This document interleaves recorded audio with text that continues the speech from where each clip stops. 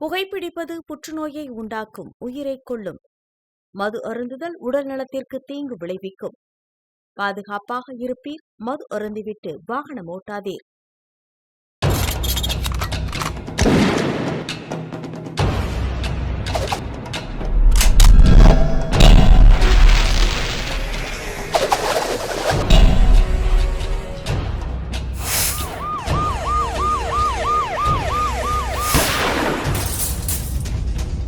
கோப்பியம், உண்மையும் பின்னணியும். வணக்கம். ஒரு பக்கம் ஆணவ கொலையும், இன்னொரு பக்கம் லாக்அப் மரணம். இதெல்லாம் தமிழ்நாட்டை அதிர வச்சுட்டு இருக்கக்கூடிய ஒரு சூழ்நிலையில் கொங்கு மண்டலங்களை சூழ்ந்திருக்கக்கூடிய தோட்டங்களில் அரங்கேறக்கூடிய கொடூரங்கள் மட்டும் ஓயவே இல்லை அப்படிங்கிறத உணர்த்தும் விதமாக திருப்பூரில் ஒரு தென்னந்தோப்பில் காவல் சிறப்பு உதவி ஆய்வாளரின் தலையை துண்டாக வெட்டி கொன்ற சம்பவத்தில் நடந்த என்கவுண்டர் சம்பவத்தை பற்றியும், காவல் நிலையத்திற்குள்ளேயே காவல் ஆய்வாளரின் அறையில் கூலி தொழிலாளி ஒருத்தர் தூக்கில் தொங்கிய பகீர் சம்பவத்தை பற்றியும் தான் இன்றைய கோப்பியம் நிகழ்ச்சியில் பார்க்க போகிறோம்.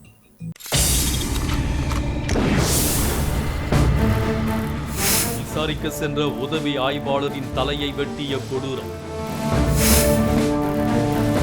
ஒரே நாளில் கொலையாளியை என்கவுண்டர் செய்த போலீஸ்.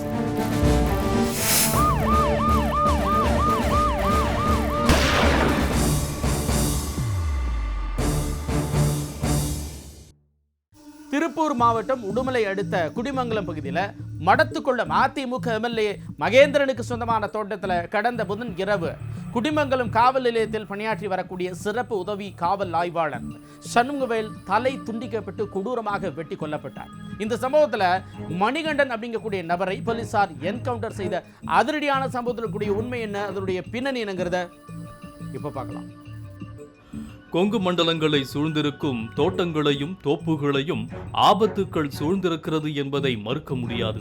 இதனை கடந்த சில வருடங்களில் கொங்கு மண்டலங்களில் தோட்டத்து வீடுகளில் நடந்த கொடூர கொலைகளுடன் கடந்த 2 நாட்களுக்கு முன்பு சிறப்பு காவல் உதவி ஆய்வாளரின் தலையையும் துண்டித்த கொடூர கொலையும் சேர்ந்திருக்கிறது என்பதுதான் பகீர் உண்மை. திருப்பூர் மாவட்டம் உடுமலையை அடுத்த குடிமங்கலம் பகுதியில் மடத்துக்குளம் அதிமுக எம்எல்ஏ மகேந்திரனுக்கு சொந்தமான தோட்டத்தில் கடந்த புதன்கிழமை இரவு தோட்டத்தை கவனித்து வந்த மூர்த்திக்கும் அவரது மகன்களான தங்கப்பாண்டியன், இளைய மகன் மணிகண்டன் ஆகியோருக்கும் இடையே குடும்ப பிரச்சனை ஏற்பட்டு 3 பேருக்கும் இடையே மது போதையில் தகராறு ஏற்பட்டுள்ளது. இதில் தங்கப்பாண்டியனும் மணிகண்டனும் சேர்ந்து தந்தை மூர்த்தியை கடுமையாக தாக்கினர். இதனால் ஏற்பட்ட கலேபரத்தை அடுத்து அருகில் இருந்தவர்கள் இது குறித்து காவல் அவசர உதவி எண் 100 அழைத்து தகவல் தெரிவித்துள்ளனர். இதைத் தொடர்ந்து குடிமங்கலம் காவல் நிலையத்தில் பணியாற்றி வரும் சிறப்பு உதவி ஆய்வாளர் சண்முகவேல் அந்த பகுதி அருகே ரோந்து பணியில் ஈடுபட்டிருந்ததால் அவருக்கு முதல் தகவல் கொடுக்கப்பட்டிருக்கிறது. இதைத் தொடர்ந்து அவரும் அங்கு சென்று அவர்களின் சண்டையை தடுத்து இரத்த காயங்களுடன் இருந்த தந்தை மூர்த்தியை ஆம்புலன்ஸில் அனுப்பி வைக்க ஏற்பாடு செய்தார். மேலும் மூர்த்தி, தங்கப்பாண்டி ஆகியோரின் புகைப்படங்களை எடுத்து காவல் நிலையத்திற்கு அனுப்பி வைத்துவிட்டு அவர்களிடம் விசாரித்துக் கொண்டிருந்தார். அப்போது அங்கு மறைந்திருந்த மணிகண்டன் திடீரென அரிவாளை எடுத்து உதவி ஆய்வாளரை வெட்ட பாய்ந்துள்ளார். இதனால் அதிர்ச்சியடைந்த சண்முகவேல் அங்கிருந்து தப்பி ஓடியிருக்கிறார். ஆனாலும் மது போதையில் ஆத்திரத்தில் இருந்த தங்கப்பாண்டியும் தந்தை மூர்த்தியும் துரத்தி சென்றனர். மேலும் மது போதையில் இருந்த 3 பேரும் துரத்தி சென்று உதவி ஆய்வாளரை மிகவும் கொடூரமாக அவரது தலையை துண்டித்து கொடூரமாக கொலை செய்தனர். இதை கண்டு அதிர்ச்சியில் உறைந்து போன ஓட்டுநர் அவர்களிடமிருந்து தப்பிச் சென்று காவல் நிலையத்திற்கு தகவல் தெரிவித்துள்ளார். இதை கேட்டு அதிர்ந்து போன போலீசார் சம்பவ இடத்திற்கு விரைந்து சென்று குடிமங்கலம் போலீசார் அங்கு தலை துண்டிக்கப்பட்டு இரத்த வெள்ளத்தில் சடலமாக கிடந்த காவல் உதவி ஆய்வாளரின் சடலத்தை மீட்டு பிரேத பரிசோதனைக்காக அனுப்பி வைத்து தப்பிச் சென்ற தந்தை மூர்த்தி, மகன்கள் தங்கப்பாண்டி, மணிகண்டன் என 3 பேரையும் தேடி வந்தனர். இதற்காக 5 தனிப்படைகள் அமைக்கப்பட்டு கொலையாளிகளை பிடிக்க முடுக்கிவிடப்பட்டனர். மேலும் இது தொடர்பாக மூர்த்தியின் மனைவி மற்றும் மருமகளை பிடித்து விசாரணை நடத்தி வந்தனர். நேற்று நைட்டு சுமார் ஒரு 11 மணிக்கு குடிமங்கலம் போலீஸ் ஸ்டேஷன் சிக்கனோத்து அப்படிங்கிற பகுதியில் ஒரு தோட்டத்தில் ஒரு குடும்ப சண்டை, அப்பா பசங்களாம் அடிச்சுக்கிறாங்கன்னு ஒரு தகவல் கிடைக்குது. அதன் அடிப்படையில் வந்து அந்த எஸ்ஐ ஹைவே பட்ரோலை டைரக்ட் பண்ணி அதை என்ன அட்டன் பண்ணுங்க அப்படின்னு சொல்கிறாங்க. அந்த ஹைவே பட்ரோலில் எஸ்எஸ்ஐ சண்முகவேல் அவர் கூட ஒரு போலீஸ் அழகுராஜான்னு ஒரு 2 பேர் இருக்காங்க. அவங்க அட்டன் பண்ண போகிறாங்க. அந்த தோட்டத்தில் போய் பார்க்கும் பொழுது அங்கே மூர்த்தின்னு ஒருத்தர் அடிபட்டிருக்காரு.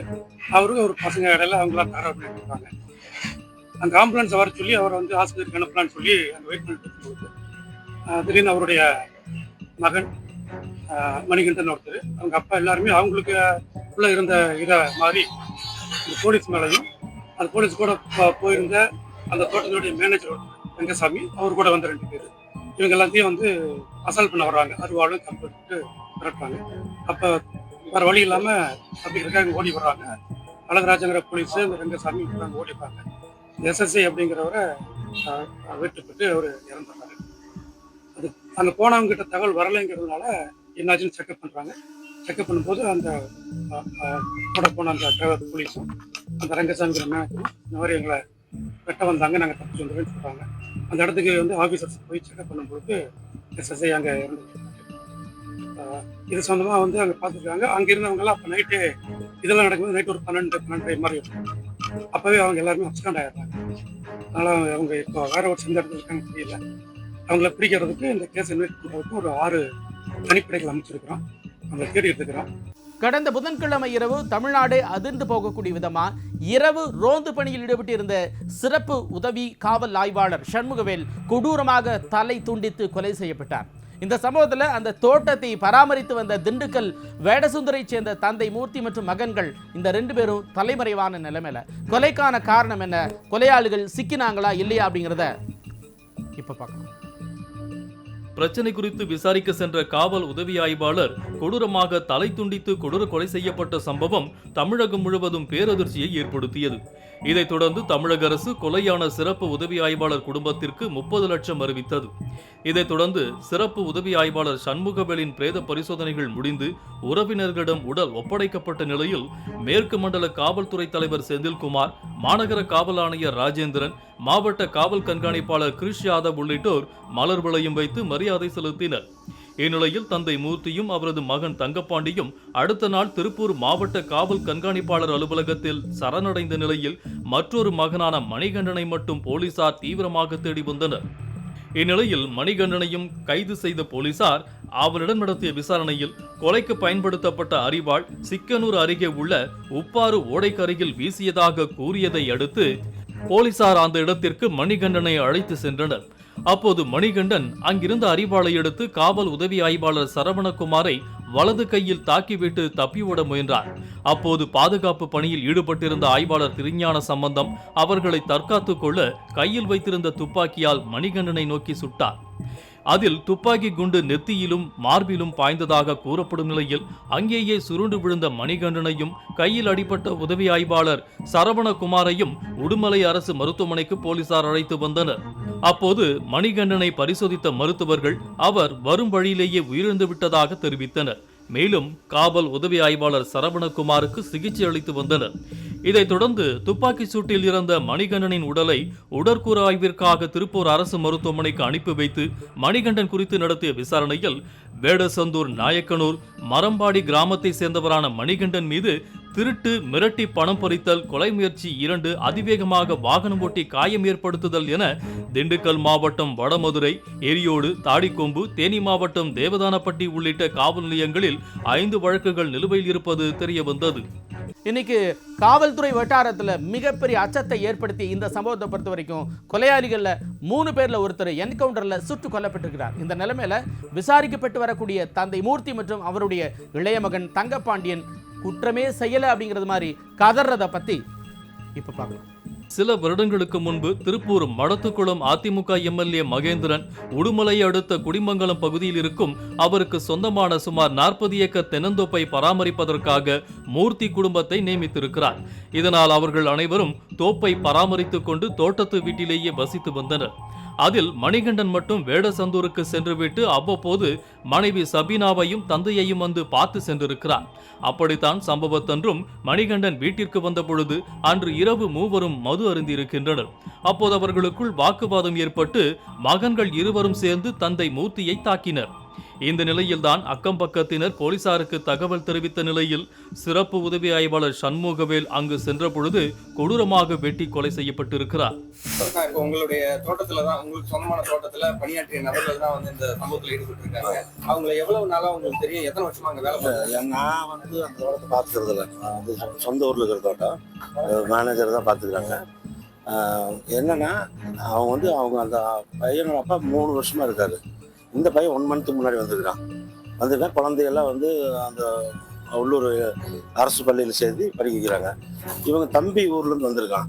அந்த மணியோட தம்பி வந்திருக்கான். வந்து அவங்களுக்குள்ள பிரச்சனையாகி வெட்டிட்டாங்க. உடனடியாக அங்கே தோட்டத்தில் இருக்கிறவங்க காவல்துறையை உதவி கலைச்சிருக்கிறாங்க. அவங்களுக்குள்ள வெட்டி ரத்தம் ஒழுக்கிட்டு இருந்திருக்காங்க. காவல்துறை உதவி கலைச்ச உடனே வந்துருக்குறாங்க. இவங்கெல்லாம் பேசி எல்லாம் எழுதி வாங்கிட்டு எல்லாம் பேசி அவர் பேசியிருக்காரு. இவன் வந்து அந்த பக்கம் ஒழிஞ்சிட்டு வந்து உடனே அட்டாக் பண்ணிட்டான். இது கடுமையாக கண்டிக்கிறது தான் எல்லாம். இப்போ அவங்களுடைய சொந்த ஊர் எதுங்க? அந்த அவங்க வேற சந்தூர் தெரியல, எனக்கு அது தெரியாது. நான் தோட்டத்தில் எனக்கு அதிகமாக விவசாயம் சொந்த ஊரில் இருக்கிறது, அது பூர்வீக பூமி இருக்கிறது. அதிகமாக நான் போக மாட்டேன். நாங்கள் இருக்கிறது உடுமல்பேட்டில் இருக்கிறேன். அதனால் வந்து இது வந்து ஒரு எதிர்பாராத ஒரு நல்ல அதிகாரி, ஒரு அதிகாரியாக இருந்திருக்கேன். முதலமைச்சர் 1 கோடி ரூபாய் அறிவிச்சிருக்காரு. ஆமாம், கண்டிப்பாக ஒரு அதிகாரி பாதிக்கப்பட்டப்ப அறிவிக்கிறது தான். உங்க தரப்புல தகவல் தெரிவித்து காவல்துறைக்கு ஒத்துழைப்பு வந்திருக்கீங்களா? உங்களுக்கு தெரிஞ்ச தகவல் ஏதாவது எனக்கு புரியல. எனக்கு இல்ல இந்த கொலை செய்த நபர்கள் குறித்து எல்லா தகவலும் அவங்க ஆதார் அட்டை எல்லாமே இருக்குது. அவங்க ஆதார் அட்டை அவங்களோட எல்லாமே கொடுத்துட்டு, ஃபோன் நம்பரு, அந்த குழந்தை படிக்கிற ஸ்கூல், இது எலிமெண்ட்ரி ஸ்கூல் தான் படிக்குது, எல்லா டீட்டெயில் என்னென்ன டீட்டெயில் இருக்குதோ எல்லாமே கொடுத்தாச்சு. அவங்கள யார் வேலைக்கு சேர்த்து விட்டா எல்லாமே கொடுத்தாங்க. ஆமாம், இல்லை ஒரு அதிகாரி பாதிக்கப்பட்டிருக்காரு. நல்ல அதிகாரி, புரியுதுங்களா? ஒரு அருமையான அதிகாரி, ஒரு நேர்மையான அதிகாரி பாதிக்கப்பட்டிருக்காரு. இந்த டயத்தில் வந்து நம்ம வந்து உண்மையிலே நாங்களே வருத்தத்தில் இருக்கிறோம். அந்த குடும்பமெல்லாம் எங்கள் குடும்பம் மாதிரி தான், எல்லாம் சொந்த மாதிரி அவங்கெல்லாம், புரியுதா? நாங்களே வந்து கடுமையான வருத்தத்தில் இருக்கிறோம்.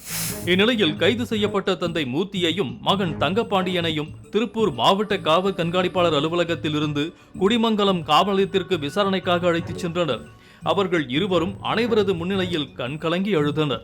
பின்னர் அவர்கள் மீது கொலை வழக்கு மற்றும் கொலை முயற்சி, அரசு வாகனத்தை சேதப்படுத்துதல், அரசு ஊழியரை தாக்கி காயம் ஏற்படுத்துதல், அரசு ஊழியரை பணி செய்ய விடாமல் தடுத்தல் உள்ளிட்ட 8 பிரிவுகளின் கீழ் போலீசார் வழக்கு பதிவு செய்தனர். அவர்களை உடுமலைப்பேட்டை அரசு மருத்துவமனைக்கு மருத்துவ பரிசோதனைக்காக கொண்டு சென்றனர். பின்னர் நீதிமன்றத்தில் ஆஜர்படுத்தி சிறைக்கும் கொண்டு சென்றனர். அப்போது அவர்கள் தங்களுடைய உயிருக்கு ஆபத்து என்றால் அதற்கு காவல்துறைதான் காரணம் என்றும், காலையில் உயிரோடு இருந்த மகனை கண்ணை கட்டி அழைத்துச் சென்று துப்பாக்கியால் சுட்டு கொன்றுவிட்டதாக கூச்சலிட்டபடியே சென்றது அந்த பகுதியில் பெரும் பரபரப்பை ஏற்படுத்தியது. உயிருக்கு ஆபத்துல எஸ்கார்டு எடுத்து போறவங்க தான் எங்க அண்ணனை கொண்டுட்டாங்க. காலையில காப்பிட்டாங்க, இப்ப கொண்டு விட்டாங்க. எங்களுக்கு ஆபத்துனா காவல்துறை தான். இப்ப கூட்டு போறவங்க எஸ்கார்டு மட்டும் தான் எங்களுக்கு பாத்துக்குங்க. கண்ணை கட்டி கொண்டு போய் சுடுறதுக்கு நாங்க தான் கிடைச்சுப்பா. இதையடுத்து அவர்கள் இருவரையும் போலீசார் சிறையில் அடைத்திருக்கும் நிலையில் பணியின் பொழுது கொலை செய்யப்பட்ட சிறப்பு உதவி ஆய்வாளர் குடும்பத்திற்கு தமிழக அரசு 35 லட்சம் ரூபாய் நிவாரண நிதியை 1 கோடியாக உயர்த்தியது. சம்பவம் கிடைத்த உடனடியாக மாண்புமிகு தமிழ்நாடு முதலமைச்சர் அவர்கள் அந்த குடும்பத்தாருக்கு ஆறுதல் தெரிவித்து, அதோடு முதல் கட்ட நிவாரணமாக இன்றைக்கு 1 கோடி ரூபாய் வழங்கி, அதே நேரத்தில் போய் குடும்பத்திற்கு நேரடியாக மாவட்டத்துடைய அமைச்சர்கள் முறையில் போய் ஆறுதல் சொல்லி என்று சொல்லி எங்களுக்கு தொலைபேசியில் உத்தரவிட்டார்கள். அந்த அடிப்படையில் விசாரித்து இன்றைக்கு இங்கே வந்து அவர் குடும்பத்தாருடைய மகன் இங்கே இருக்கிறார். அவர் இந்த மருத்துவக் கல்லூரி மருத்துவமனையில் இங்கே அவருடைய உடம்பு வைக்கப்பட்டிருக்கிறது.